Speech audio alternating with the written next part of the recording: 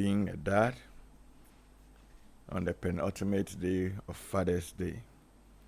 Is it true that men are vilified? Is it true that men are unappreciated? Or is it that men are truly appreciated? We're going to investigate that. We're going to interrogate that. We are going to drill deep into that this morning. And I have three wonderful gentlemen to help me do so. Last week we started this wonderful conversation. So on the block, and great to have him, is Mr. Kofi Boateng, who is actually an ordained minister. So he's a reverend. He's an ordained minister by vocation. He's a legal practitioner by profession. And he's also a marriage counselor. And he's a senior marriage counselor at the Charismatic Evangelistic Ministry, that is SEM. He's also the managing partner of August Law Ghana. So he's also a lawyer. And last week he shared some very wonderful insights with us when we were discussing what it means to be a husband. Welcome, my brother. Thank you. Good morning, Pastor Mike. Good morning, everyone. Sir. Good morning. And then next on the block is our own Sir, the one I have knighted by my own authority. He's smiling. So he's Mr. Sylvester Segbaya, who is a pharmacist, a public health practitioner, a counselor, and wears many other wonderful hats. He's also a husband and a dad. Yes, Mr. Kofi Boateng is also a father. Welcome, Sir Sil. Good morning, Mickey, and thank you very much. It's good to see you. Yes, good to see you too, sir. And then next on the block is the one who joined us on radio, on air yesterday. I mean, on call last week, but he's here in person today. What a joy! He's gallivanting and doing so much good work, and we applaud him and thank God for his life. He's no other person than also a regular Elder Amos Kevin-Annan, who is CEO of Hearts and Habits Foundation, and who does a lot of work transcending the whole spectrum, from youth to men to marriage to women. I mean, the whole 360-degree dimension. So, welcome, my brother. I almost said my big brother, but you're my younger brother. I'm a brother. Thank you. Welcome. Trust you good though. I am by grace. Awesome. Okay, yes. So I wanted us to, whilst our champion Daniel Scratchy works on getting us the last statement on husbands, so we can look at what is working on it. Let's begin straight and go into the substance. So maybe around halfway we'll just look at it briefly. So let me start. Kofi 3, you're facing me, so you take all my bullets. What does it mean to be a father, Kofi? What do you say? So fatherhood can be looked at in different contexts. Okay. I mean, I think we've got a traditional context and then the modern context. Okay. In the traditional context, the father is expected to be a provider, to be the breadwinner, to be the authority figure in the family. And then, a father was supposed to be a superman who knew how to do all things and, made everybody secure and so forth. But in today's context, the father is expected to be an active co-parent and then an emotional partner to his wife or to his the mother of his children, and he's expected to be an engaged person in the family who is able to communicate to the wife, to communicate to the children, communicate his fears and insecurities and everything. So a father is expected to be an emotional being in today's context, unlike before where, we never saw a lot of emotional things about our fathers back in the day. You never saw your father cry or show any emotion other than maybe anger. And then he's expected to collaborate more and be present in the lives of the family. Present in the sense that he knows what is going on with the children, he knows what is going on in school, he knows he's attending PTA meetings, and even before the children are born, he's actively involved, visiting, going for prenatal visits with the wife and so on. these are things that I would say that in the past you really never saw with the, with fathers. So yes, there's the traditional view of fatherhood and the modern view of fatherhood. Okay, awesome. Papa Sil, what will be your opening comment as well on fathers to add to the wonderful thing Kofi has said so far? Yeah, I think Kofi has said a lot, and so I think this is now becoming my tradition, try to read the definition. It's good. Yeah, so this is coming from the Cambridge Dictionary. It says that the father is defined primarily as a male parent, and it says beyond biology, it refers to a male who adopts, raises, or provides paternal care and guidance to a child. So, it adds that the concept also extends figuratively to describe a founder, pioneer, or a title of respect. I will probably leave out the last part. Okay. So Kofi touched on the key roles of the father and providing guidance, being present, providing security, and essentially providing for the family resources for feeding, shelter, etc. Then I would add that the father also has this critical responsibility of preparing the children for the future, shaping their values or their choices in life, and teaching them values and providing a lot of guidance. As Kofi walked through the elements, I was like, how many people actually are making it for the PTA meetings and the prenatal visits, and all that. I remember I probably did just like 2 prenatal visits, and I got into trouble in one of them. At least you did some.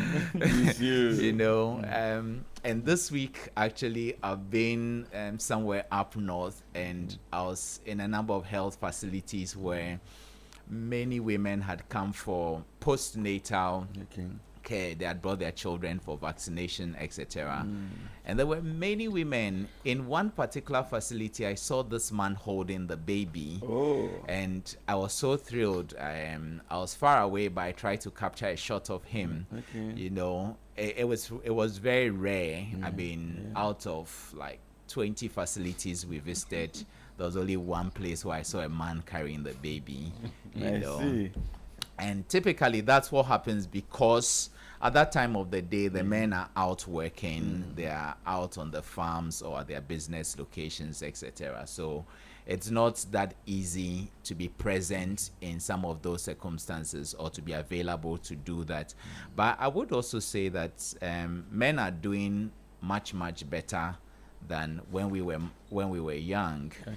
So a lot more men are getting involved, playing that role of being present right from the infant stages of their children's lives, and bonding with them at a very tender age, playing with them and being their friends. Unlike previously, when the man was the seeming terror in the house, he appears and everybody takes cover. Today, I think that notion is, I would say, significantly drifting away, and men have come to accept and appreciate the importance of their role as the ones who should be present, providing the needed guidance, teaching their children, being friends to them, and being a part of their lives. Awesome. Papa, so I want to come to you now. That's Papa Amos. Hey, I said Papa Sil. Papa Amos, you see. Both Kofi and Sil have laid a foundation for us. I want to ask, this traditional and contemporary role, how well are men handling it? Or what is the narrative out there? And what should be the posture? First of men, and then second of society towards that. Well, thank you very much.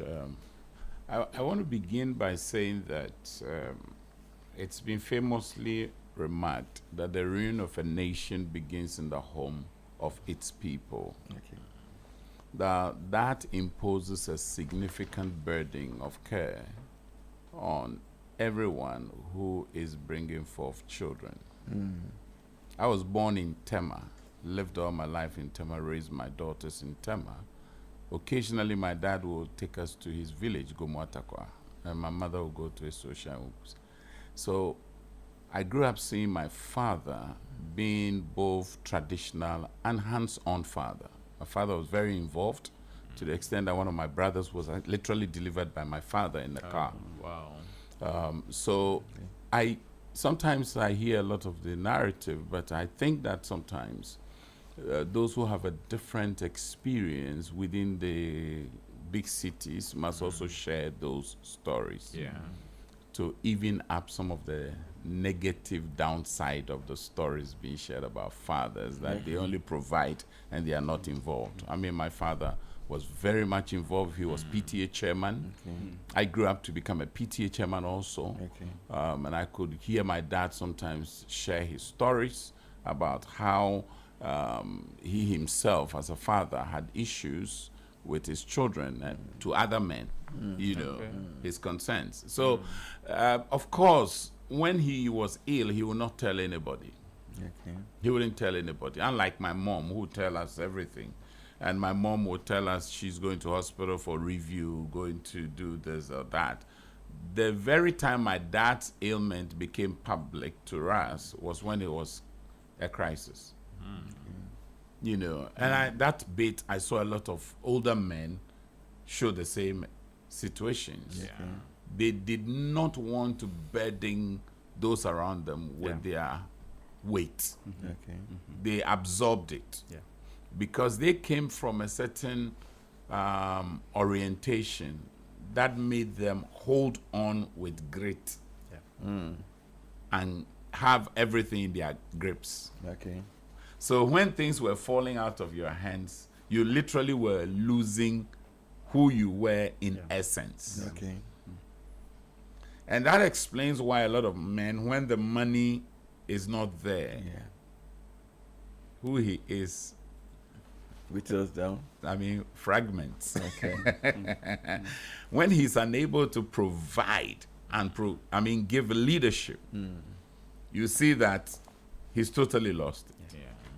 Some become depressed, others take to maladaptive behavior, what you take to drinking, all the antisocial vices. So I would say that yes, there are fathers who have had that experience. And then there are also fathers who have been remarkably great.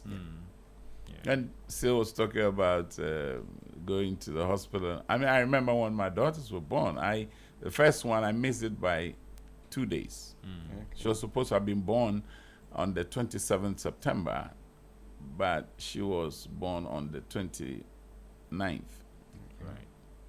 I had forecasted everything. I was going to come back to Ghana at the time. I was in Kenya at the time. And I did something terrible. And that was I locked my...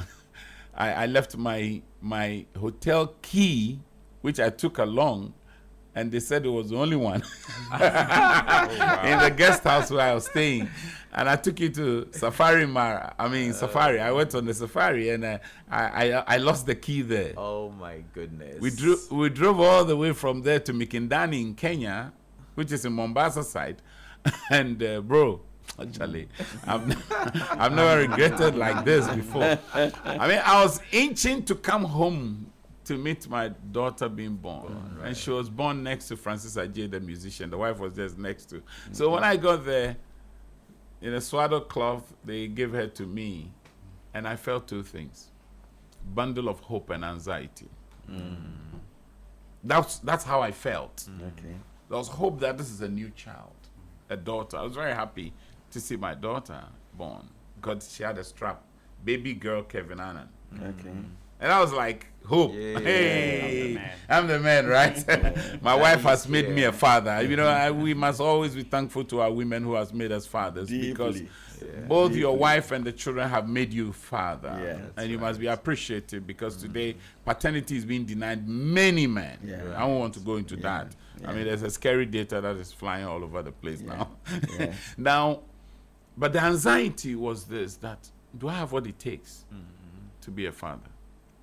Okay. Have I been prepared well to ensure that this child is given what she needs to become what God wants them to be?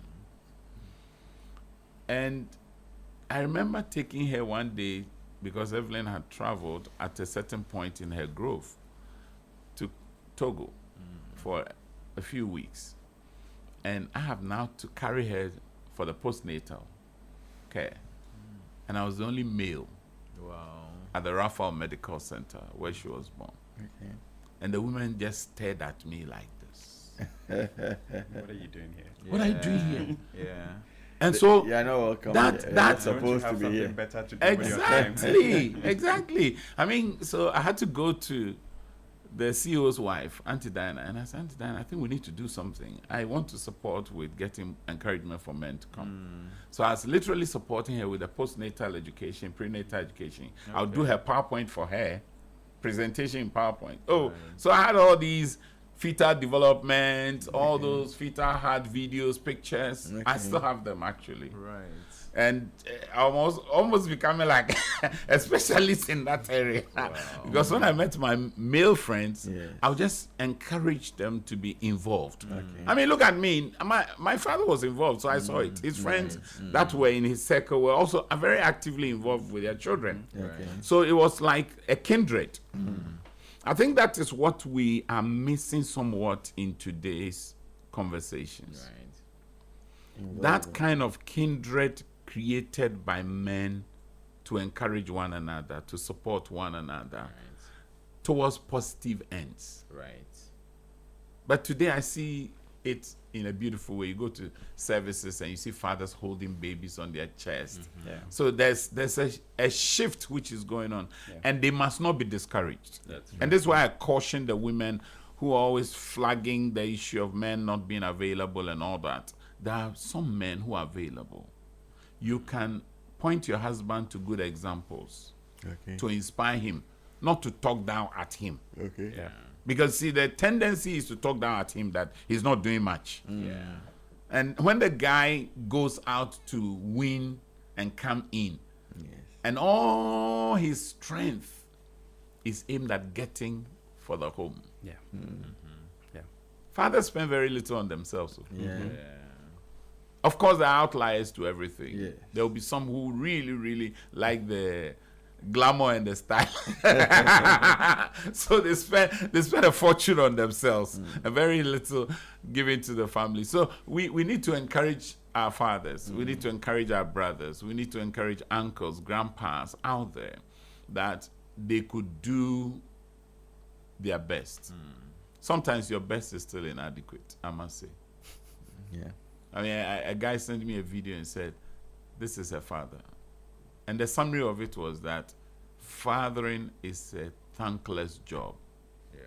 When a man begins to feel that being a father is a thankless job, bro, he begins to poison the next generation of men. But don't you think that it's a good posture to have, even if you expect it?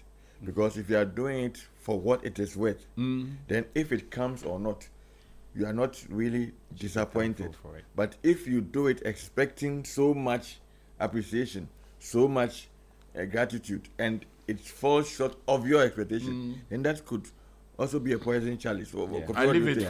for Kofi and Yes, Kofi, Sil what do you to think? talk to that. No, for fathers, you mean? Yeah. Yes, for father. Yes, yes. How Yeah, the- I think that yes. could create some resentment. That's But exact like you man. said, I think we need to know what the goal is. We need to know why we are here, why we are fathers in the first place. Okay. We are not doing it for praise. Okay. We're Exactly. doing it for our children. We are nurturing the next generation. Okay. And so whatever we sow into them, we should really not expect. I never get disappointed if I when Father's Day is really I don't have expectations when Father's Day is coming. That's right. If I have to go to work on that day, I will. Yeah. I mean, that's You a know, typical but man. listening to Elder Kevin-Annan brought memories of my own fatherhood as a young man. Okay, so tell us mean, about it. Yes. Yeah. So I we are was- learning this I was- advice yeah, of our very fathers. So important. yes. I was fortunate enough Okay, yes. to be present for all my 3 biological children. I was Okay. in the Nice. theater. Okay. I saw them come out. Oh. I was made to cut the umbilical cords, all three of Okay. them. Okay. And I was actually the first to change their diapers before their mom. Oh. So because I stayed in the hospital for at least 3 days Okay. because my wife had cesarean sections. Okay. And of course she wasn't able to get up and Yeah. take care of them. Yeah. So I was in the hospital, slept in the same Super. ward, changed their diapers, and and I think all 3 children were born in the winter. Okay. And Oh, wow. in America, you're expected to change them at least every hour, Yeah. Okay. feed them and change their diapers. Yeah. Okay. And so I would be up all night doing that. And what that did for me is that Yes. it helped me bond with my children at a very very early early age. age. Okay. Again, listening to Elder Kevin-Annan, when your child is given to you for the first time Yes. and they are crying because the nurses are trying to clean them up and they're Yes. crying, and then they, Yes. you hold them Yes. and they cling Yeah. to you and hold Yes. your Yes. finger Yes. and they stop crying. I don't know It's why the they always most hold index finger. beautiful feeling ever for a man or for a dad. Yes. Because then you realize that they recognize you. They know you already. Even Okay. before their eyes are open. Okay. They can hear your voice and they Yes. can, they feel the connection to you. And Okay. so for us as men, we do these things not even as a form of service or responsibility, but it's something that we have a need for. Okay. That bonding that we give and take from our children, because you realize that as your children get older, as they enter their teenage years, Yes. they hide in their rooms. Yes. They hardly come out to talk to you or Yeah. do much with you. Yeah. So the early stages of their life when you get to bond with them when they are very innocent Yeah. and you're also willing, it's the best time of fatherhood. Okay. And so, yes, we need to encourage fathers to do Yeah. these things. Okay. I mean, when I was doing it, I didn't think I was doing anything special or anything extraordinary. I Okay. just saw it as me playing my role as a father, being Okay. there. And the circumstances and the time allowed me to do those things. Okay. I know that even in Ghana, until recently, fathers were not allowed in the labor ward. That's what I was going to ask. Yeah. That Yes. is does A while the back, jurisdiction matter? Because Yes. you are That saying That was in the Yes. public hospitals, Yes, but because some you go private to people a were ward doing it. where there's like 1,000 women giving birth. They don't want Yeah. men Of around. course, they can't do that. You because know, so- to invade the privacy of the other women. Yes. Yes. So the system is changing, and our mindset has to change alongside it. Okay. And as Elder Amos. just call you Amos. Amos? Yes. Amos. Let's go Amos. I don't give titles. I'm Amos. Amos said, we need to tell the good stories, Yes. and then as at the same time encourage people to do what they need to do to be modern day fathers. Right, okay. For me, my experience was with the first one, I was denied the chance to see. There you go. So Same here. I pushed again for the second one, and I was allowed. So it was Okay. me, her, and the midwife. Yes. And so I watched the process of the push, and I'm Yeah. holding her hand, and she's pushing, and I said, stop. And when the head came out, they scooped the head out Yeah, so that yeah. the shoulders So can that come they- out. Yeah. And then when Get them she trapped. took him out, clipped pegged the two, cut the umbilical cord, went to the dining room to clean him and brought him back. And I raised him, like you're saying, the feeling. Yes. So Yeah. at least I've seen what you haven't seen. But it's exciting to actually be a father Yeah. to toddlers Yeah. than it is to teenagers. Yes. Oh yeah, definitely. So, but that's why you have to start early, because then when the transition is happening, you notice it. But if Yes. you are not in and suddenly want to come and be that kind of father, at Mickey, I teenage know years, people Yes. who have been very committed, present, involved to toddlers all the way to their preteens. Okay. But when they turn teens, they look totally different. Yes. Okay, so those And are it's the not outliers, because yes. it's not because they did something awful. They've gone out, Yes. Yes. out for these children. Okay. Yeah. But once they turn teens, for some strange They reason, rebel. they don't even see their dad. Yeah. Okay. They are always like fighting him, Yeah. all kinds of. So and the perhaps- man is yeah. beginning to ask himself, Yeah. Where did I go wrong? was it worth that Oh, investment? it- You know, yes, I get you. I'm thinking, Yes, I of get some- you. I'm talking Yes. about somebody you sit with him, Yes. and he's he's so much pain Yeah. Yeah. that he feels he wasted money he should have used for luxury. Well, So we No. need to encourage Yeah. those men Yeah, out yeah. there. Encourage Look, them. I went to a Exactly. big man's office. He's late now. He died last year. Okay. he was sitting in his chair like this. And he said, Amos, just hold on. He pulled behind him a blind, and he has an inclined bed, motorized. Okay. That's where he sleeps now. Wow. Wow. In his This office. is in his office. He goes home Sunday when the family has left for church, and he just go and put his clothes there and take new ones. And the laundry guy will come and take it. What What drove him to that? yes? You know, he says his wife has actually created this affection between him and has made sure that the children Obtained had become against part him. of the fight.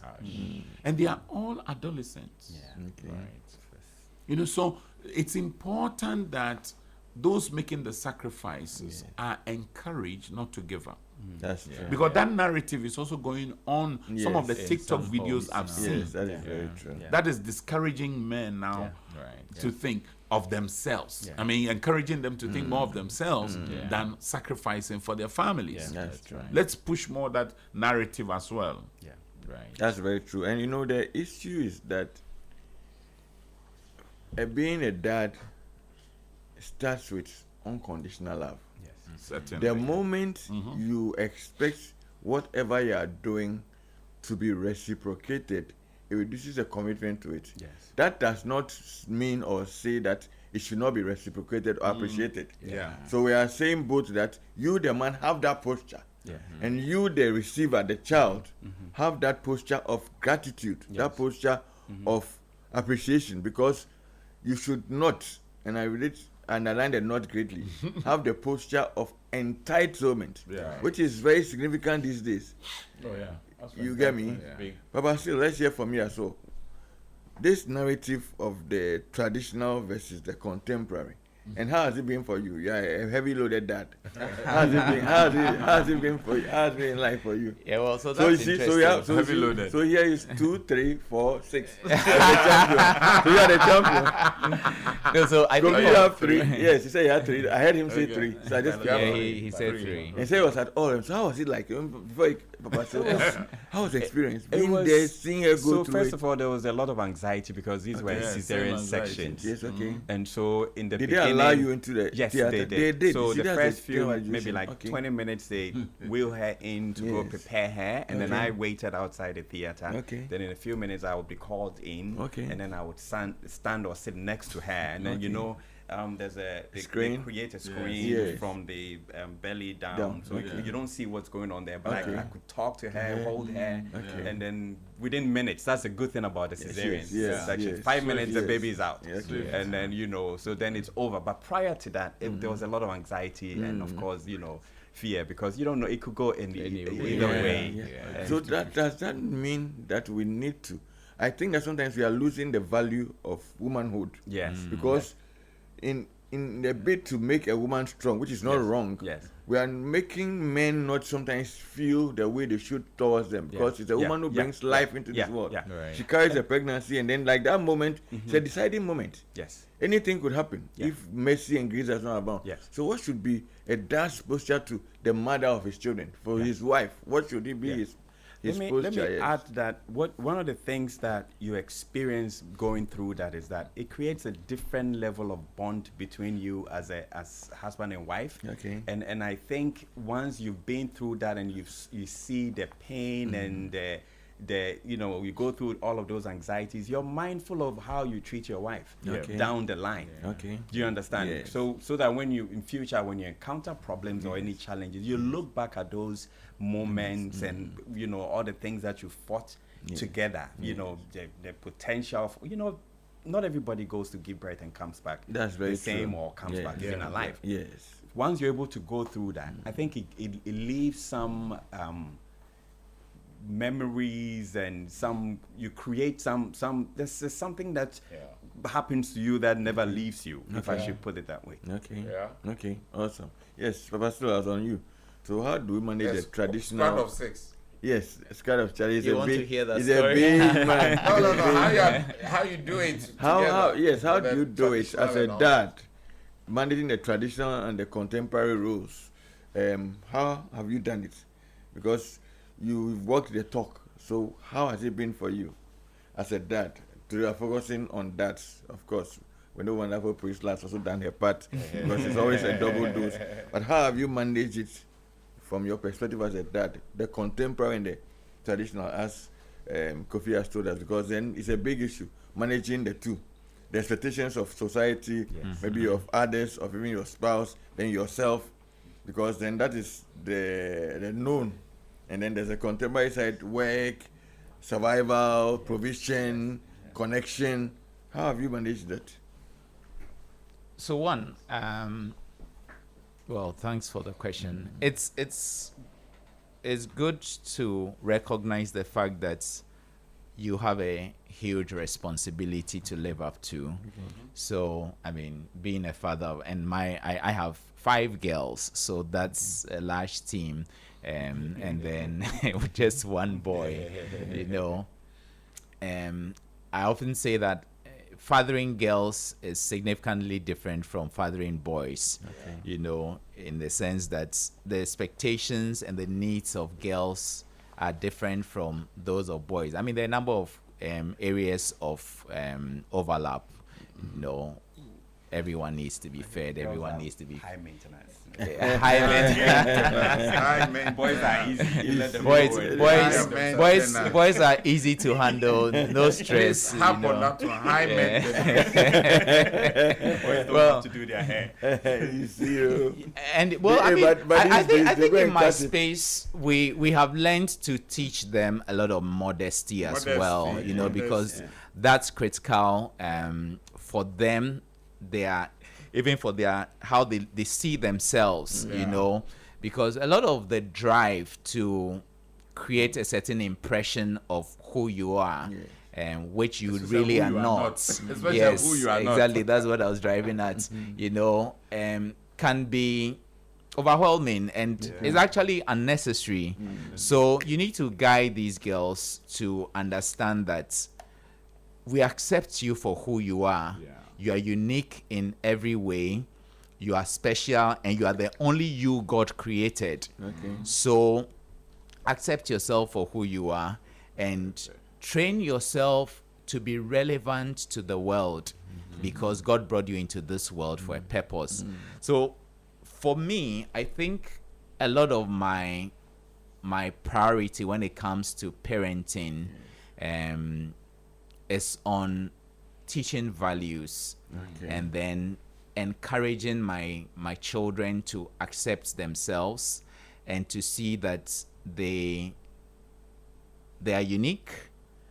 They can make a difference in this world, and they must never look down on anybody. They must respect and accept people for who they are, you know, because sometimes when your children find themselves in a certain privileged position, there's a tendency to not understand what less privileged children go through. So again, one of my big priorities is to help them, to expose them to children from different backgrounds and let them mingle with them and know that everybody is created by God and everybody is precious. You know, if that appreciation is established, it's easy for them to face this world and engage with different categories of people and respect them for who they are. Because if they do not get that value, you will be living in a certain world. And I mean, I grew up in an environment where there were the super rich, there were the middle income, and there were the low income, all growing up in the same community. So I grew up in Laboni, but in Laboni, there was the high-end community.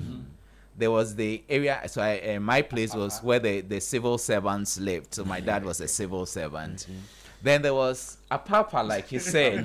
Apapa was like, you know, when you look at Kanda, Kanda is on one side of the road and Nima is on the other side of the road.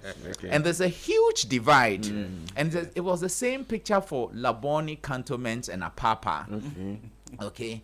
So the good thing was that we connected with everybody over there. At the time, I belonged to a fellowship that brought everybody together. Okay. So we went, LCCF, LCCF at the time. Okay. So we'll go to Nyaniba Estate, we'll go to Osuakwaje, we'll go to Laboni, the rich and the poor Laboni, we'll go to Apapa. We reached out to everybody and connected with everybody. And in that fellowship, there are children of very rich people who were extremely modest, which was very inspiring. And then we are children from very low income homes who also fitted into that community because the leadership of the fellowship made a conscious effort to make everyone know that we are all the same. You know, so I think that has come a long way in shaping how I train my children to just appreciate people of every from every walk of life and everything. So the other thing I see as important is provision. I mean, having a large family, you cannot just walk away and wish that you would not provide, you know. So I'm very conscious of taking care of the basic needs of my family.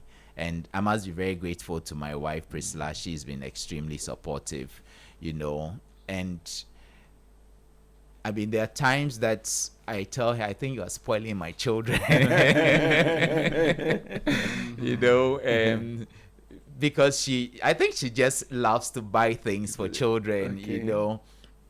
And sometimes you're trying to do the balancing between what is enough and what is too much, you know. And parents have this tendency of wanting their children to enjoy what they didn't enjoy, you know, and you've got to strike a very good balance with that. Otherwise, sometimes you just go overboard, you know. But that said, I think that provision is critical. So I looked at my circumstances and I'm like, to raise 6 children requires a lot. So you've got to work extra hard to be able to take care of them. You've got to make a lot of sacrifices as well, you know. So you're putting money away. One of the things we started doing at a very tender age, I mean, and I still say that when I go for outdoorings, that look, put an investment fund in place for your children so that you can take care of them should the times change, and maybe should things get a bit difficult. So you put something down on a very consistent basis so that when the need arises, you can fall on that to pay their school fees, to take care of anything that's got to do with their education. Because, again, in today's world, we must value education and value the right kind of education. I mean, parents are giving their children education, but not all education is good education. You know, there's the education you give at home, and there's the education you give out there where you send your children to school. Choice of school is important. Some people think it's once you send your child to an expensive school, that's it. A good education automatically. No. I've come to learn that if you don't teach your children very well at home, you may send them to some of these very good schools that have all the great names, but in those schools, they get to interact with children from all kinds of backgrounds. So if your values are not well instilled in them, they begin to drift. And that's why the story Papa Amos just told about children turning their backs on their parents, I mean, hits home quite hard. Because if your children get to appreciate who they are, who you are as a family, they hold on to the family values, it's not that easy to drift away. One of the things we've done on a very consistent basis is do a lot of things together. So visiting, and we're visiting one child in the boarding school, everybody jumps into the car and we all go. We all spend the time, even up to this point. I mean, the older ones got done with school. If they don't have something extremely pressing, we all still go together to spend time with whoever is in school. And so what it has done is they've gotten to not just interact with their brother or sister on a regular basis. They've gotten to meet their friends. They become friends to their friends. So it also helps to keep a check on each other, because then they are asking about each other's friends and this guy, that girl, that kind of thing. And I think it's helpful. So they are kind of one another's keeper, you know. We do. I didn't talk about handling them when they came, because I think I missed almost all the opportunities. You know, one, my firstborn, the midwife sent me home. She just said, "Oh, your wife is not due yet. Just go home and come back in the morning." And yeah. And I was very disappointed because I was there till about almost midnight. Wow. And I mean, when she sent me, when I went and sat in the car for some time, I was like, do I fight this woman or do I stay? You know, and I knew I wasn't going to win because she was in charge of the place at the time. So I just headed home. The next morning I was there, the baby had arrived, but it was still a joy to carry her and just see. I mean, they are very tender, they are very small, and you're like, wow, you brought a life into this world. And like Papa Amos said, that sense of responsibility dawns on you.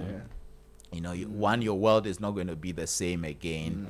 You have a responsibility to raise this child, to take care of the child, make sure she lives healthy, is well guided, and all of that. So for me, that was one big reality. My second daughter, I was away in school when she was born. I came about 2 weeks after she was born. And I mean, one memory I have of her is that when I first carried her, she was very happy and she was laughing. And she's grown up to be a very happy girl throughout her life. I mean, amazing. I was like, who is this baby that is so happy? Happy to see that. Yeah, I mean, she was such a happy girl. She loved and loved and loved, you know.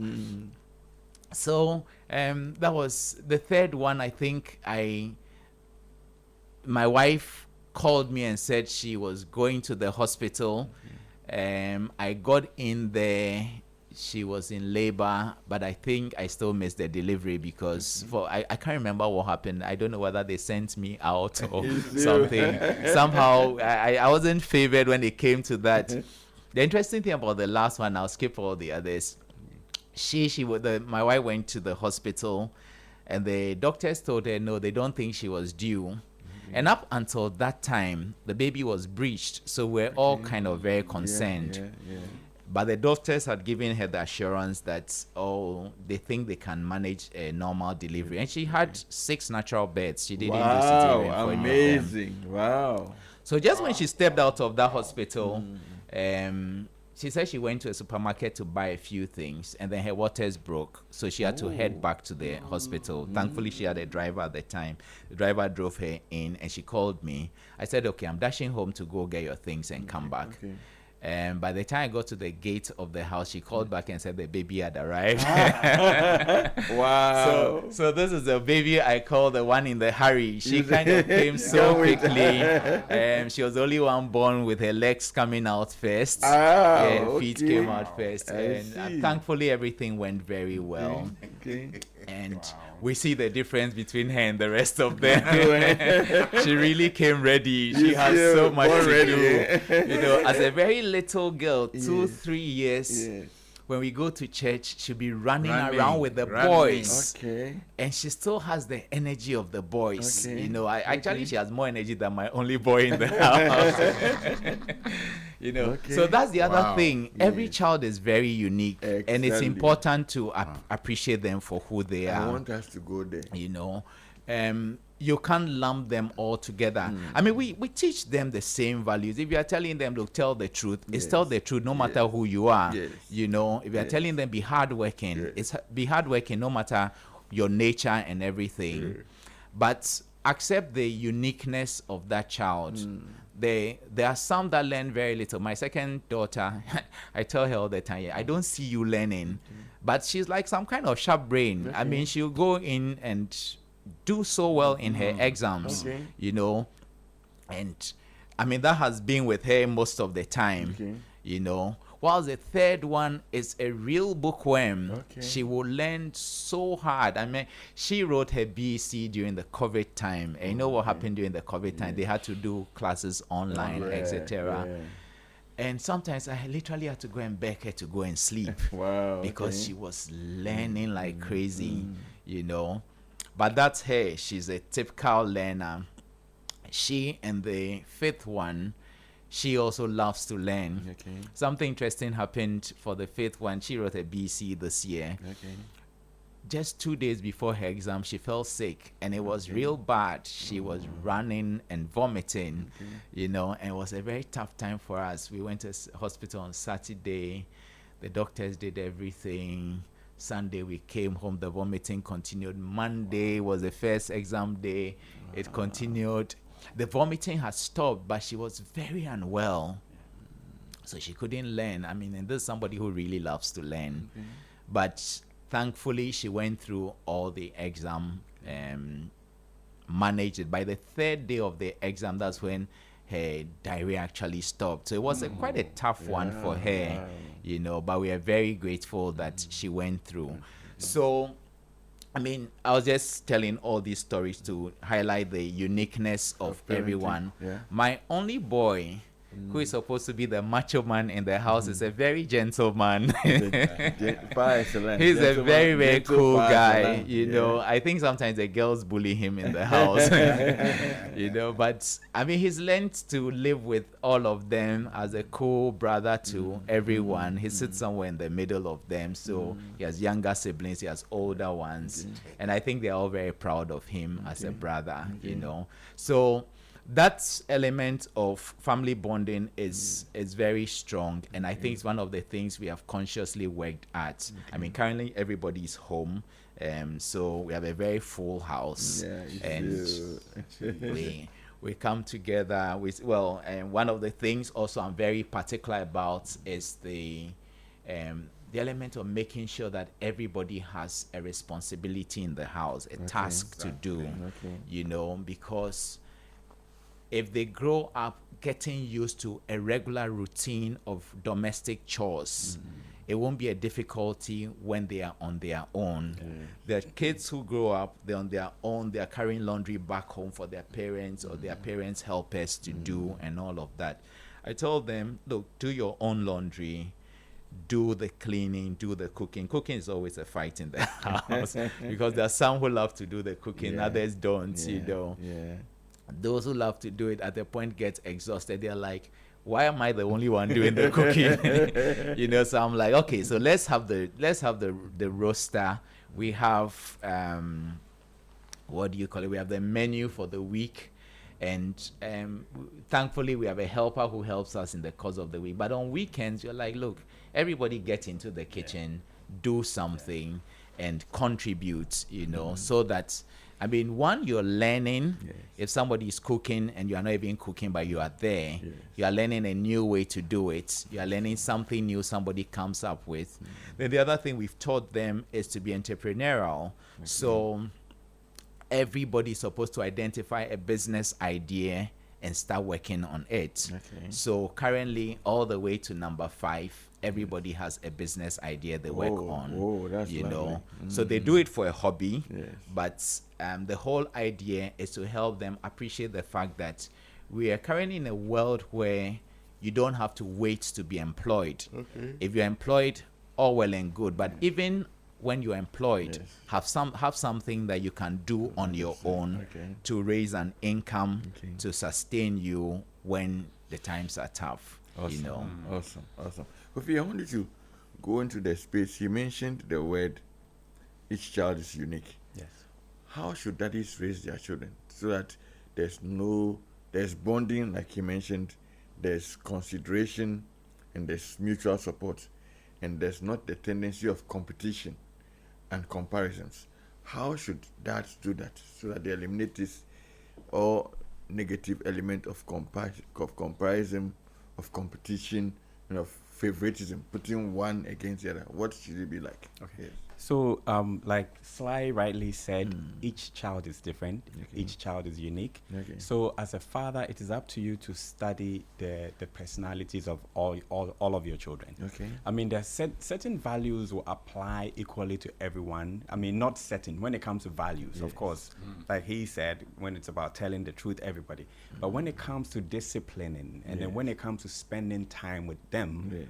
that is when you need to identify their unique needs. Okay. There's some children that when you yell at them, they coil and they get very emotional, and you probably would not see them for another day or week because they're so sensitive. And so you need to know how to discipline them, how to bring them closer and speak to them so that they understand it and not feel that you hate them or you are trying to hurt them. And then there are children who are very, as we say in our local parlance, I don't care. They really don't care about anything. You can scream at them, you can spank them, whatever. They don't care. They will still come around to you, you know. Yes. And so those children are very easy to deal with, but you just have to make sure that they get the message and they are not just brushing it off, not going through one ear and then exiting through the other, you know. But when it comes to spending time with them, Yes. the last one I described would come to you even without you asking or even without you making any effort. But there are some who keep to themselves that you have to go out to. The ones who like to hide in their rooms and they don't want to come to talk to you. You don't know what's going on in their life. You don't know what's going on in their minds. You don't know who their friends are. You have to make the extra effort.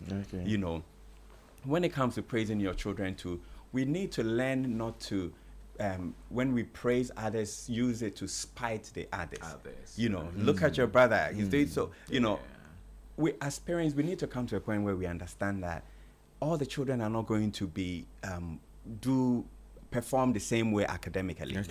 Some children will be very good with their books. Some children will be good with, I have a son who is very good with the piano. I mean, I had a teacher for all of them to learn how to play the piano. After a few months, they all gave up. And he I thought it only happened to me. But he was very consistent. I mean, he doesn't let a day go without playing the piano. And he's become so good at it. You know, so I don't use him to as a standard for the others and say, hey, all of you are dumb, you can't play the piano. And I have kids who are good with math, kids who are good. So everyone has their talent. It is up to us to identify those talents and support them. I think gone are the days where all our parents wanted their children, everybody to be a doctor or a lawyer or some professional, you know. But today is different. I mean, because we know there are kids sitting on social media as influencers and doing all kinds of videos and things and making a good living out of it. I'm not saying that we should push our kids not to go to school and go and sit on social media, but I'm saying that there's a world out there that recognizes and that appreciates all kinds of talents that, you know, through which our kids can become successful. So yes, we need to identify their individual talents. We need to be clear about their personalities and know how we relate to them, each according to who they are. I see. Awesome. So in the case what Papa Amos mentioned, could it be then that it's possible without saying this? Yes. Because we don't know the full facts. Perhaps though the dad was providing and doing everything, perhaps he didn't manage the uniqueness of one, the children, and two, perhaps he did not connect with them deeply enough, but was assuming that provision maybe was enough to do everything. Yes. That's a possibility. How should that navigate that terrain? Then we go for a break quickly. So again, it comes down to building relationships. Provision is good, but what kind of provision are we given? Is it just financial provision, or are we also providing security? Are we providing emotional support? Are your children able to come to you when they encounter the opposite sex for the first time and they are not sure whether it's okay to have a girlfriend or whether it's okay to have a boyfriend? Can they come to you and have those conversations? So I think we're used to fathers who are so distant and all they do is to go out and work and bring money because we think that's what society expects us to do. But we need to now come home and learn to be present both physically and emotionally. You know, so being physically present is that you're there, you're not just watching TV, and you see the kids, you know what they're doing, and you're talking to them, and you're learning to also listen to them. Being, again, providing that emotional support that I described. Yes. So our struggle Yes. today is trying to find the balance Okay. where we're expected to go out and bring in all the funds and provide everything from roof to what have you to you know, to being present, because for most of us, those who are professionals and business people and things, our time out there is what brings the money, is what brings the resources. And so even when we're home, sometimes we're still trying to work. You know, I've had occasions where my kids needed me to do something, and I said, look, if I do this, I won't be able to afford this for you. You won't be able to do this thing that you want to do. Exactly. And for a minute, it appears that they understand, but you know, I'm sure at some point they sometimes they also look at other people's fathers, the other parents, and they know that these guys are also doing well. How come they are so friendly with their kids? They're able to come to school, they're able to drop them off, pick them up, and but you are not able to do it. You alone, as they say, you alone. What is it that They don't know that it's not you alone. So we need to find that balance so that in the situation, the scenario that you just described. Okay. Yes. I've lost my train of Yes. thought. About Providing balance, and not being providing and emotionally all that. connected, Yes, and not losing. Oh, the so rest. yes, I was going to make the point that I've witnessed instances where mothers are trying to pitch their children against the father, but the children really know what their father stands for and the contributions that he's made in their life, and they reject their mother's assertions, and they still go to their fathers even when their mothers are trying to, especially when there's been divorces and things, you know, when the mothers are trying to prevent the children from continuing to associate and relating to their fathers. They will go to their fathers. They will still challenge them because they saw it. They felt it. You know, they say children spell love Time. Time. So they've spent time with their fathers. They know who these fathers are to the extent that you cannot poison their minds against that father. So it is up to us to continue to strive to build strong relationships with our children, being present emotionally and physically. And I'm sure once we do that, they will acknowledge it, and nothing will come between us and them and us. Awesome. If you're just joining us, this is Family Life, your regular family enrichment program, live here on City 97.3 FM, on our affiliate stations and on the internet. And we are discussing the dynamics of a dad. And with me in studio is Mr. Sylvester Segbaya, Mr. Kofi Boateng, who is also a minister, and Mr. Amos Kevin-Annan, who is an elder. Papa Amos, you mentioned how your dad was an involved dad. Yes. I said we don't choose our dad, so it's something we can be thankful for. Our dad or my dad was also an involved one. He used to play table tennis with us, take us to bumper cars and all that. And so for me and my two other brothers, it was a default mode of fatherhood. To be involved, to be hands-on, and to connect. So if you see my brother he's out of town, but you see him with his children. Now they are all adults, so they came for vacation. It's just I'm watching like it's like I'm watching myself. Or my other brother who is also now back and now the same. So the modeling is a big thing. Papa must take us on that. Especially for those raising boys. Yes. For those raising boys, modeling is a big deal. I often share the story of me going to a certain part of Accra here to speak, and before getting there, I was giving some information that there was a young man living in a compound house who had impregnated 3 young ladies and found nothing wrong. In the same compound? In the vicinity, in the neighborhood. 3 girls in the neighborhood, impregnated all 3. And this Deaconess says to me, he doesn't see anything wrong with what he has done. I was like, really? Okay, I'll meet him. So Tuesday, I scheduled. I went there very early. By 4:30, I was there. And I sat with this young man. He looked me in the face and spoke the local language there. And he said his father, who brought him into this world, impregnated 14 women. Never married one. He's only getting started. And his own, he just gesticulates at him, putting his 5 fingers clutched together on his chest and saying, you know, it a pay. He's just getting started. Oh, ja. You know, I sat there. I sat there. I was shivering for the first time in my life, and it was a playback of 2 things. John 5:19.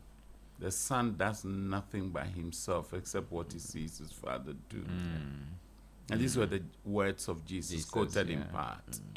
Then the second one was, the fathers have eaten sour grapes, and the children's teeth have been set on edge. Yeah. So for fathers, men, male adults out there, father figures, our modeling creates 2 things. First is a pattern, and second is a pathway. Okay. The 2 are not the same. The pattern is the image that sticks and stays with them. The pathway is the track they walk on for life. And for me, that's a burden that I carry, especially with our Brave Boys project. Okay. It's one of the things that Drives moved the me thing. Okay.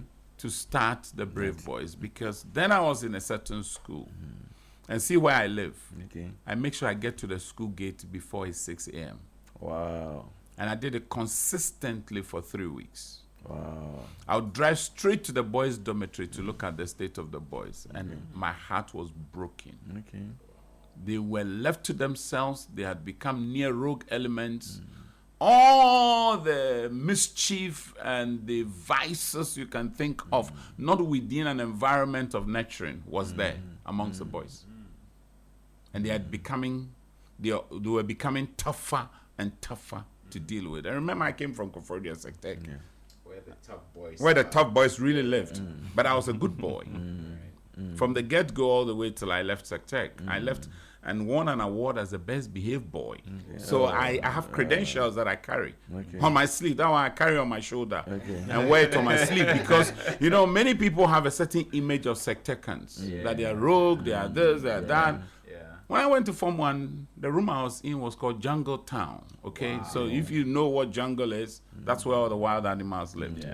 You know, but and I look at these boys. So sometimes I look at some of them who are trying to brave up. I say, look, I can do all this. You've been to sector. But I have been tempered. Yes, you have been tempered. Because I have been on a forge. Yeah. I was red hot, and an anvil received me, but a hard sledgehammer tempered me. you. And the I could tempering do- is important. I mean, it's so important. That's why I always preach, tame the testosterone. yeah. Yeah. Because that's what gets us into adventurous places. Trip. He's done it 40. He's just done 3. So what's your problem? So every adult there, and I always give this picture of one day I was walking where we live. And I felt that there was someone, you know, sometimes when you're walking, it's like somebody's behind you. And I turned to this boy, K. He was following me. I said, K, where are they? He said, that me the way the enemy. No, think about it. I was stretching, I was doing all those kind, and this boy was just following me. The same thing. Yeah, he was patiently following me, Right. you know, and he was doing exactly what if I was doing the wrong thing? Exactly. You know, so I want to invite male adults, father figures, husbands, fathers, uncles, and all those males out there to remember that you are a pattern. There's an image you emboss and imprint on a boy. And you show them a path, how to walk. And typically on a path, there are 2 things you see.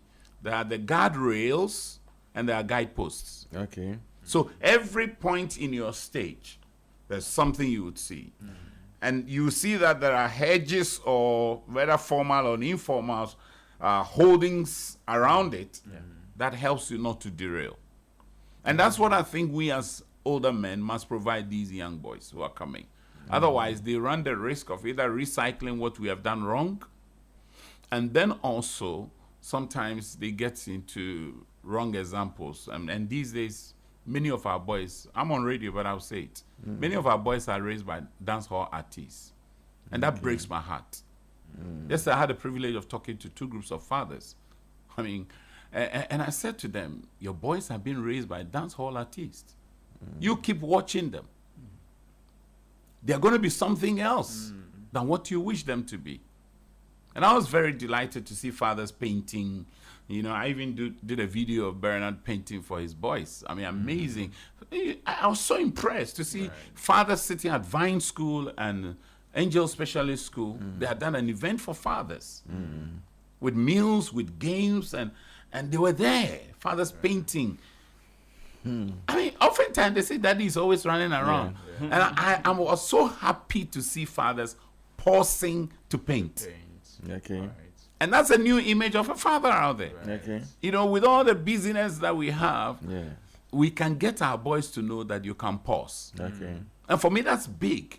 Because boys can play from morning to evening. I used to play football, so I know how it was. Okay. You get out there, you play from morning, and, and you don't feel hunger. No. You're having fun. Occasionally, I mean, we're doing round robin, so you know, this one play, this, all play all type of thing, whether it's small posts or this, because we are so many, everybody wants to play.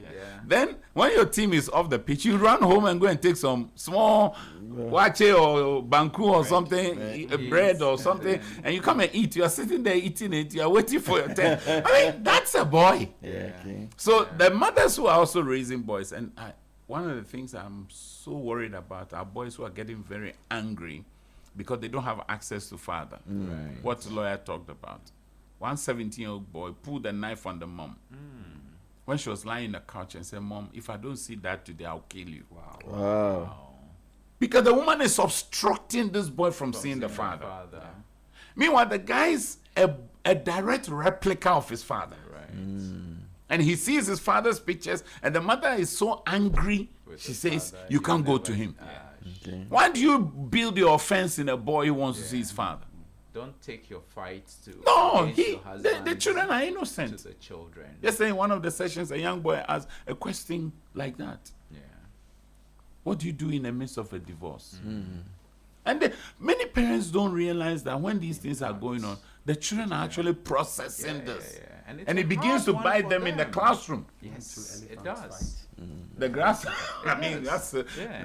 the elephant is a political symbol, so I hardly use it. Let you use the quotes.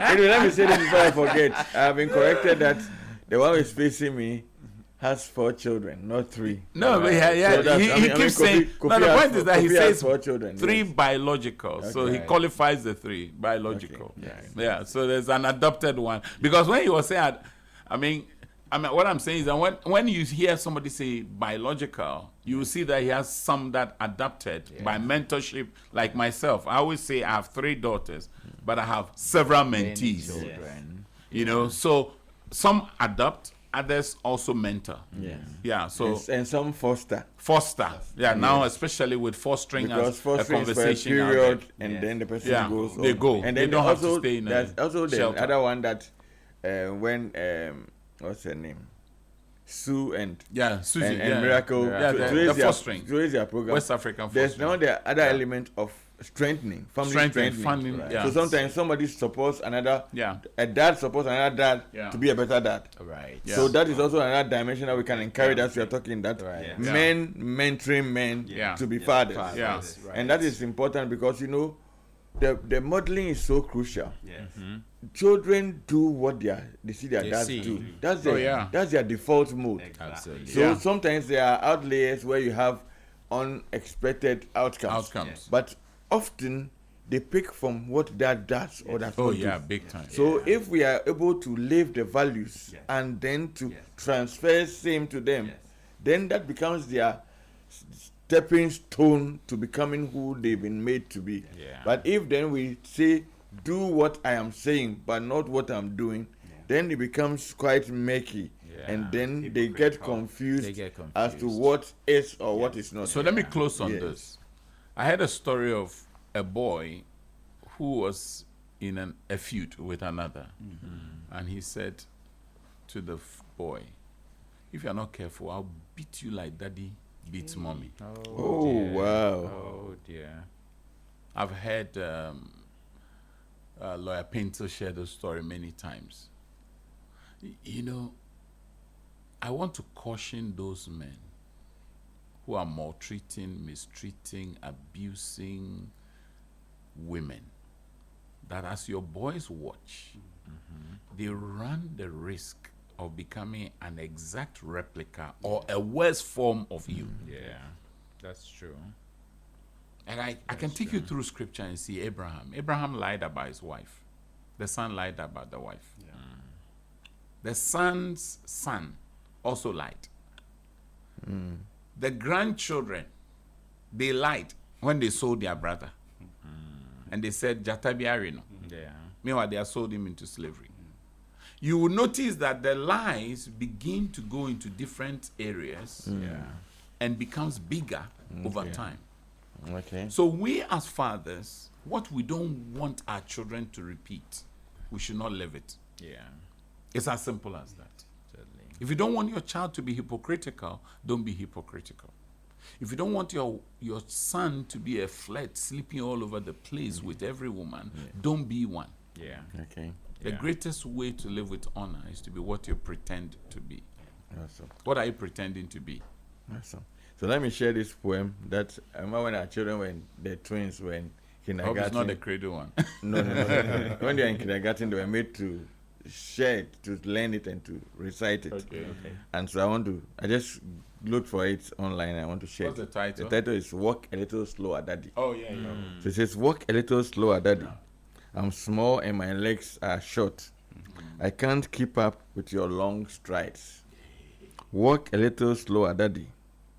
But I want to stay by your side. Beautiful. Take my hand and walk with me. Tell me stories as we go. I'm learning all the things you know. And I want to watch you grow. The world is big and I'm small. But with you, I'm brave and tall. So walk a little slower, Daddy. I'm trying to be just like you, after all. Just like you. So that's what the song Anthony Ivan sang. A child seeks to be just like you. Yeah. And so your original copy must be a good one. It must Yes. be good. So the duplicate does not It's scary. Good. does not If they tell you, become "I want to something be else. just like you." Yeah, a you must huge ask yourself, responsibility. who am I But you and know, who am I the irony being? is that when I go to any parents' conference and I ask, how many of you want your child to be exactly like the, not many raise their hands.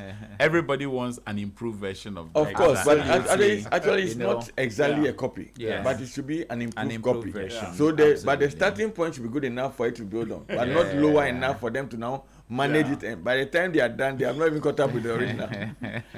Or Because everybody's you're not unique. content with your life, You're not- or you're you're not not- so you're so pleased with displeased, yeah. what Yes. you know Yes. who you are, Yes. and you think they could be better. Yes, and Yeah. actually that's how it should be. Yeah. Because they all are unique and must be the better version of Higher themselves. Exactly. standards. Exactly. But then you should be the starting point. So your Yeah. modeling should show them how it is done and how it is not done. Yeah. And then they can launch from there to be the fullness of who God Yeah. has called them to be. Let me read some of the messages, and then we want to activate the phone lines. Please, let me read one message, and then we do the song briefly, and then we can open the I phone think lines. that's the message from last week. Oh, okay, no. Okay, Yeah. I've said that. I've been so we'll move it to, what do you call it, next week, so we can handle it better. Oh, you're moving that one to next. Abner one, yes, because we are doing that, so I will focus on Okay. celebrating that yes. This one is very heavy.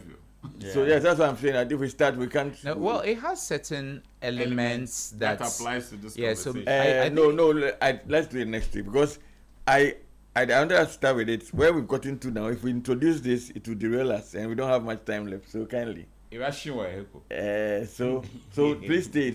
So let's take Please Ernest save it. and Next week we'll Henrietta. do it again. Yes, we'll do it. Yes. So Ernest Norte from Italy says, "This is a very informed discussion, but for those who are outside, we wish we could have access after a program to help." Please wait for me. sorry. We wish we could have access after the program to help educate others with the rich information. Can you help us in any way? Okay. Yes. Well, Michael will give you that Yes. information. Yes. Henrietta says, "Good morning to you, my teachers." She refers to us. "I'm 54 years and married for 20 years. I have 3 children, 19, 18, and 15. I want them to be responsible for themselves, but their father will not allow them to do anything. God bless you all. That's a tough one. Good morning, Farm Life, and happy Father's Day in advance to all the wonderful fathers of Farm Life and Team City. God bless you for your love and the life-changing lessons you share every time. Also to Mr. Daniel Okan-Mensah of Teshi Peniel PCG, that's Presbyterian Church of Ghana. You are simply the best always. Thanks from Sweet Ajele of Afenya Matahiko. Sweet Ajele, thank you for honoring and celebrating our brother. So Awesome. here we go. Our work is cut out. Maybe you give them the Farm Life thing that you've been talking Yes, about. so please, you can get a replay on YouTube, Farm Life with MM. It is spelled FAMLIFE, one word. Then the letter with, the preposition, WITH. Then the two letters M and M. So Farm Life with MM. When you go there, and we keep loading, so you can subscribe, and then you can get it. You can listen to it there. And then you can share with others as well to listen, so they get blessed and get to be better as we all So are. Henrietta's on 54, Yes. married for 20 years, has 19, children. 18, and 15. I leave it for you since I read it to Okay. break the monotony of voice. Yes, okay. Yeah, well, maybe I'll start and Okay, Kofi sure. will add on. Sure. So I did mention that one of the things that's important for the father to do is to give the children responsibility. Yeah. So I'm not too sure why the father, Henrietta did not explain why the father is not allowing them Yeah. to do anything, but that's not healthy. The children must cultivate the habit. If you want your children to become responsible, hardworking adults, it starts from home. It said that charity begins from home. Let them start by sweeping their rooms, dressing their beds, polishing their shoes, even polishing the shoes of their dad every day or on a regular basis. They are all things that is not child labor. That is training the child to be responsible. Let them wash their own clothes, iron their clothes, clean their rooms. If you have a compound that needs tidying over the weekends, let them do it. When you encourage them to do this on a consistent basis, they learn and it becomes a part of them. Let them go into the kitchen and do the cooking with mommy. Let them go out with dad to do some cleaning on the compound. You know, at a certain stage, I used to insist that I can't have 6 children and let my car, and they sit and watch me clean the car. Yeah. So I'm like, get out there and clean the car. Whether you're a girl or a boy, you can clean the car. Amen. So you Amen. learn it. And as you learn it, when you grow up one day and you're a girl and you have your own car, you don't say it's men that clean cars or you are driving to the washing bay. You clean it yourself. You save yourself that 20 or 30 CDs you'd have paid out. Yes, every now and then you can treat yourself, drive to the washing bay and let them give your car a thorough wash. So essentially, train up the child the way he should go, and when he grows up, he will not depart from it.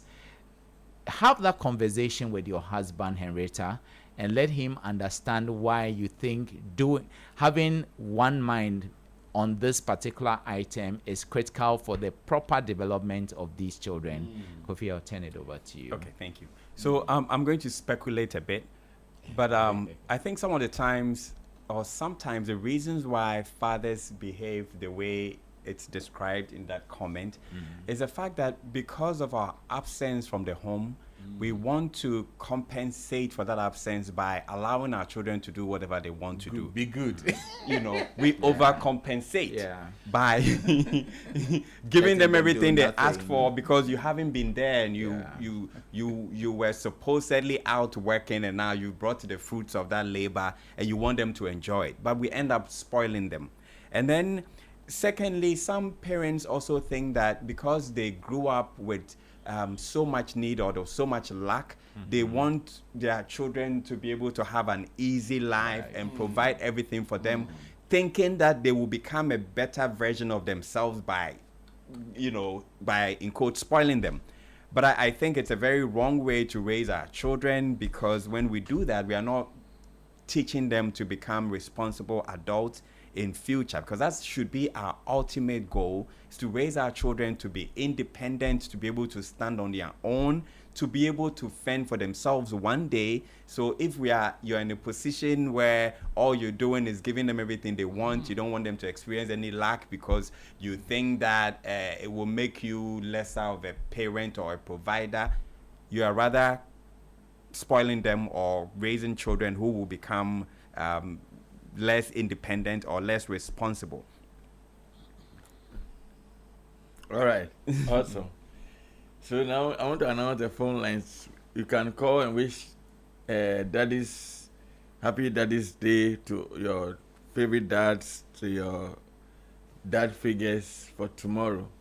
And the number to call is 0539 986 996. Again, 0539 986 996. The phone line is activated. And let's hear this little bit.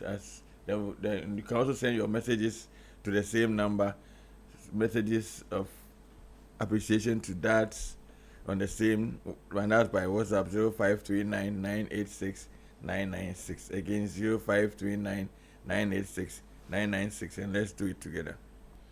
Daddies, them say we don't know how to marry, we just they worry. Daddies, them say all we do is to run away from the babies. Daddies, every day we do this and that. Them say we no be responsible, no be everybody there like that. It just be funny, cause if man no day, if puppy no day, then waiting we gain. If man no day, if man no day, how we go exist? Happy Father's Day to you. Happy Father's Day to you. Happy Father's Day to every man where they fight for their responsibility. Happy Father's Day to you. Happy Father's Day to you. Happy Father's Day to every man where they do everything for the family. Who say man no day? So who say man no day? See, if man no day, if puppy no day, then wait till we get. If man no day, me then you no go day. Happy Father's Day to you. Happy Father's Day to you. Happy Father's Day to every man where they fight for their responsibility. Happy Father's Day to you. Happy Father's Day to you. Happy Father's Day to every man. Yeah, welcome back. That was Abochi with Father's Day, and since today is our penultimate day to Father's Day, we are appreciating all fathers, including these the three wonderful men here. No, these four wonderful men here. And then we are appreciating Samens, Bernard, Mr. Marie, Mr. Mani, and all the many wonderful fathers, Philip, Nilate, and Nilate, Latte, and all the wonderful men and fathers and father figures, Duke Duncan and what have you. We appreciate all of you so much. Now, Anima from Akemodan says, good morning, Farm Life. I'm grateful to you for this program. It has really helped me to understand marriage and nurturing my children. I'm a new person now, and my family is a happy one. I'm nurturing 3 boys, and it has not been easy. Thanks to Farm Life, my boys now understand me, and we are happy now. God bless you. Happy Father's Day to my husband, Mr. Emmanuel Kwesi Koranting of Akemodan SHS, for being a good father to me since my father died, and also my children. We love him so much, and we pray for long life with good health for him. Happy Father's Day to you all in the studio. That's from Enima from Akemodan. All right, then Ishmael says, good morning, Farm Life. It's always a blessing listening to great and inspiring minds on your show. One of my greatest desires is to become the best of father and husband, because I didn't enjoy that from my dad. He has done his best, yet his desire is also my fear. How do I do away with this fear so I can become the best to my family, not necessarily the perfect one? So please take note, so we'll address that later. Then Becky from Teshi says, good morning, Farm Life, good education. I'm really learning a lot. Happy Father's Day to you and to my daddy, Mr. Daniel Ukan Mensa. and to fathers friends at PCG Peniel Congregation. All right. Awesome. So now let's come back to whilst we are waiting for the call. So the call is active. You can call, please, and wish your dad or that figure. It should just be for a short time because we'll be winding down shortly. Now let me come to you, Papa Sil. This issue of provision, we all mentioned, it's a big one. The mighty provision. The provider. If the father is doing his best, but his best is not good enough, what is the role of a mom in the scheme of things? If she can have some, or she has some, or is the more entrepreneurial kind and can bring in more, does that mean that the father should be vilified, should not be appreciated, should be run down because it appears that he's not bringing in money? Last week, Kofi mentioned that there are some people, a man who bathe the children, take them to school and go for them after school, and yet because he's not bringing enough financially, it appears as though then his leadership or his role as a dad has been curtailed. Okay, there's a call on the line. Okay. Good morning. Good morning to you, please. Your name and where you're calling from. Okay, please, my name is Papa Neo. Okay. I'm calling from Tema. Okay, Papa Neo, please carry on. Please, I want to wish my father happy Father's Day to Dr. Ernest Kunodu. I really love him. We all really love him, his children, and to the benefit of Ghana, all the things that he's doing to contribute to the society development. We say, Aiko Daddy, we love you so much. And City FM, City TV, thank you for your hard work and dedication too. Thank you very much for thanking us, and thank you for thanking your dad as well and celebrating him. Great, thank you. All right, so yes. Yeah, so, Mickey, one, providing for the family is a shared responsibility. Being the father of the house, you're partnering with your wife. If you are not a single parent, a single father, you have a wife who works, who earns income. Taking care of the children is a joint responsibility, and it is shared. Okay. The man may play a leadership role, but whichever way the woman can support, she must support. Okay. Okay, I see there's a call coming through. Is that a call? Okay. Good morning. Your name and where you're calling from, please. My name is Happy. I'm calling from Danfa.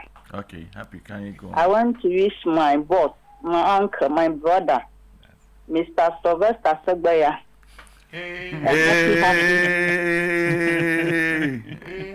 A happy Father's Day. Okay. Be good to me when I work with him. He's a good father. You see, I agree He's a with good you. father. Nice. He will taught you everything, how to become a good mother. I appreciate it, and I say happy Father's Day to him. Awesome. May God give him long life. Amen. And continue to protect him. Amen. Amen. Thank you, Thank Happy, you so for much, calling. Happy. You see the wonderful I'm man that you humbled. are. Thank yes. you so Thank much, you Happy. much. Yes, Happy. All right. And then K from Ashaman says, thank you for this program. In contest to the responsibility, are children also supposed to contribute in rent payments at home? That's a question. So please note that. Then Yao Chris from Ashaman says, good morning, team family, to farm life. Today's topic is also another top notch and very educative too. I wish you continue it next week. God bless all the panelists in the studio. Thank you, Chris. From Ashaman. We hear you. We will see what we can do. All right, there's another one. All right, good morning. Your name and where you're calling from, please. Good morning, ZPFM. I'm Diana, and I'm calling from Kumasi. Okay. And Farm Life is a program I don't miss. Even when I'm not close to Accra, I tune in through the tuning app. Okay. And all the time, I really like how you go about issues. I really like how things go on farm life. And I like to take this opportunity to just wish all of you a happy Father's Day. And I would like to wish my father, Michael Ajalolo, a happy Father's Day. I really love this man. I'm a visually impaired person. And from class 1 to when I completed university, he comes for me every time. Not that I can't go. It got to a point I told him I could come to the house myself. But he took care of me and he's always available. All my teachers know him as a Coupon School for the Blind that he's one of the parents who will not come and dump their children there and go. So I really love this man. I wish him a happy Father's Day. Awesome. We thank him and appreciate him as well. Thank you also for sharing. Thank you for celebrating us as well. We are grateful. All right. So Joyce from Gomera Fete says, please, I want to wish my father, Reverend Mauli Chikata of Grace Empowerment Ministries at Medina, a happy Father's Day. And a happy Father's Day to my dear husband, Evans Awete. Am I pronouncing it well? Awete. So. May the good Lord continue to bless them. Amen. That's from Joyce from Gomera Fete. Yes, so we'll be touching down soon. So there's another question about whether children are supposed to be paying rent. Yes. I think that as children grow, if they are living under the same roof with their parents and they are earning an income, it's a way of contributing and supporting. It's not imposed on you, but if you do it, it's a good thing. Okay. They learn responsibility. You see, you must move from dependency to independence to interdependency. Yes. There's a caller. If you miss that last bit, you've lost everything. Exactly. Good morning. Your name and where you're calling from, please. Good morning. Hello, good morning.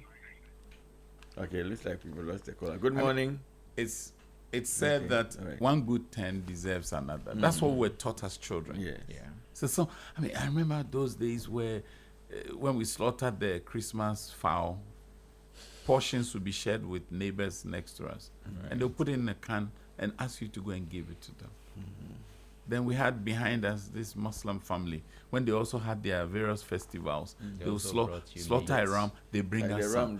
That exchange, that mutuality, that sense of reciprocity. I think that we are gradually losing it because of this feeling of I'm not obliged to you. And that's a very dangerous thing we need to deconstruct from the minds of the young people. Because we shared our toys. Exactly. We shared our football. We shared our bicycle. Even people gave their boots. Those boys who were privileged to have boots, and those of us who wore nothing to play football, he will give you one, and he will use the left one. Exactly. You know, Mickey. You share your meals. Contributing. You know, we sometimes, occasionally, we eat together in one bowl. I mean, these are things. Sharing is caring. We say, let's not keep it as slogans. So if you live in your parents' home. You know your parents. They don't have to even ask you. Exactly. Just people are giving to charity for animals to be rescued. Anytime I watch those things, I ask myself, would these people give to their parents what they are giving for animals, the cost of coral reef? I'm not saying don't save the environment, but if you can give to environment, that gives you next to nothing, unless the ecosystem. There's a call online. Good morning. Your name and where you're calling from? Please, I'm back again. I'm happy from Danfa. Oh, okay, happy. Yes, I forgot one of my colleagues. Today is his birthday, Roland Ankara. Oh, okay. Yes, so tomorrow to be my birthday. So tell my boss that tomorrow all of us are celebrating the Father's Day, everything together. So I regard to Aku, Efua, everybody, including you people in the studio. May God richly bless you. Amen. For all what you are teaching us. We are following people, so we learn from you too. God bless you. God bless you too. So where is the party tomorrow? Happy? Where's the party tomorrow? Happy birthday with Shirley, my daughter. My boss will do everything. So she says I'll do everything. Okay. I hear you, Happy. I take it out. Thank you so much, Happy. Nice one. Mama, Happy, you're covered. Fear not. All right. Yes, Kofi, you're going to say something. Yes. Oh no, that I think that your question on the question. Yes. I think it's important that we look at the way the family is structured. In some families, there are very strict lines of responsibility, what the economics will call a division of labor. The man is the breadwinner at all costs. He has to provide every financial need of the family, from school fees to the food on the table to the roof over everybody's head. No matter his situation, his financial capacity or capability is. And I think that's very wrong. And these things may stem from how some people saw their parents relate to each other, or how things were done in their homes. Some people saw when they were growing up, they saw their fathers providing everything. And they would go to their father for everything, and mom just maybe mom was a stay-at-home mom and just cooked and took care of their personal needs in one way or the other. But today's world is changing. So one of the things that I see some women get very uncomfortable with once the man is identified as a leader of the home. Being a leader doesn't mean that he has to be responsible for everything. I mean, we all have worked in organizations where there are people who work underneath the leader who do more and even know more and know better than the so-called leader. We can look at even in our politics, the president or the MP or the minister is not necessarily the most knowledgeable person in that sector. Do you understand? So just because your husband, God says that your husband should be a leader, and whether you agree or not, that's your own, cup of tea. Yes, but we need to support. So that you don't, if you are making more money and your husband is not making more enough to take care of the needs of the family, nothing stops you from contributing. And when you're contributing, it should not be a loan. It should not be there should not be an IOU, or your husband does not have to sign a promissory note to pay you back at some point. However, we also have to admonish our men. We need to be responsible. If your wife is watching you spend money with your boys and doing all kinds of foolish things, then when you come home and you cannot meet the needs, renting a table. That's the itch now. What is that? They rent a table, and then a table of 5, table of 6. Some are paying like 4,000 cedis for a table of 8. Yes. So so when you're not being wise with your money, you're not being a good steward, then of course your wife will not be happy to also go and work and bring the money when they see it as your responsibility. But when they see that you're working hard, you're doing the best you can, I don't think a good woman would want to look the other way when you are in need or when you're unable to meet the needs of the family. Awesome. We are touching down now. Papa Amos, tell us about this good camps. Papa Amos, tell us about 2 great camps that you have coming up. I mean, for parents who have children, 10s, teens, and early 20s, for the girls between 1st to the 5th of July, we are camping at Camp Elim, North Legon. The focus is leadership, and legacy. The reason we've chosen this is to help raise a new generation of ladies in the land. When you look at social media, it's sad how the girls are packaging themselves out there. Is worrying. Leadership, because personal leadership is the 21st century model. I mean, Peter Drucker, foremost authority on leadership, says that this is going to be the way to go. People should be able to lead themselves. I mean, biblically, we say self-control. But self-leadership, we want to teach these young girls the rudiments of self-leadership. Thirdly is legacy. We are helping them to understand that all that glitters is not gold. And therefore, when they are posting, clicking, sharing, they must think deeply about tomorrow before they share, because what they share most likely would outlive them. Then we are bringing in Dr. McCarthy, who is a gynecologist, to, he's published a book on menstruation, menstrual health.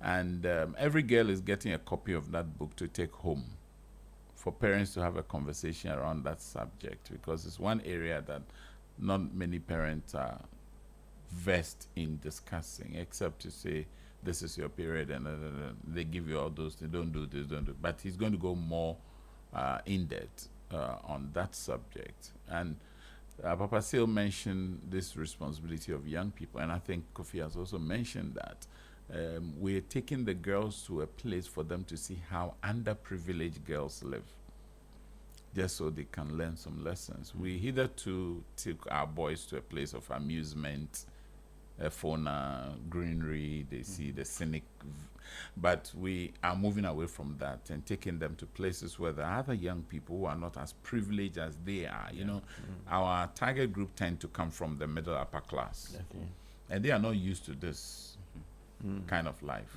And when they see how these young people are also going through life with the very, sometimes below the basic, and yet they have cheerfulness. Yesterday in the session, a father shared how his son used to play the PSD? Is it PSD? PSP. I don't play games.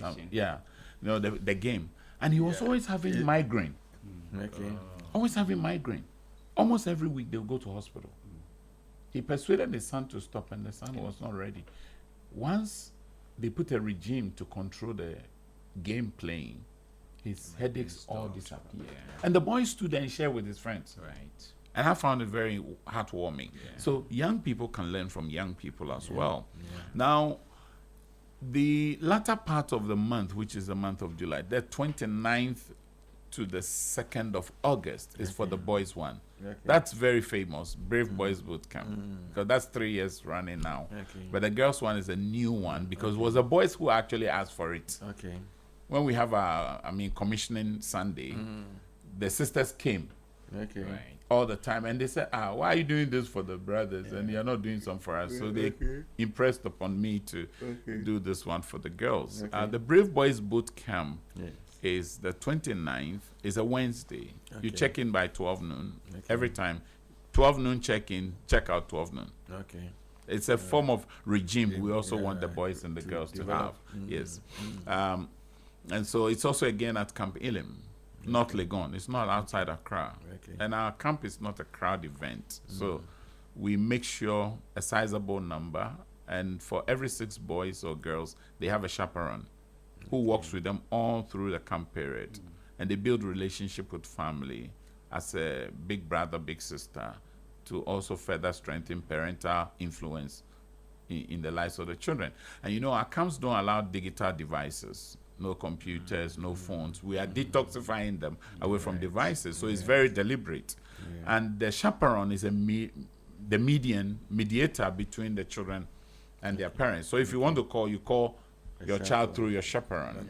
So that we also moderate calls that go in and come out. So the boys one would be 29th to the 2nd of August. There's an investment that parents will have to make because all meals are buffet.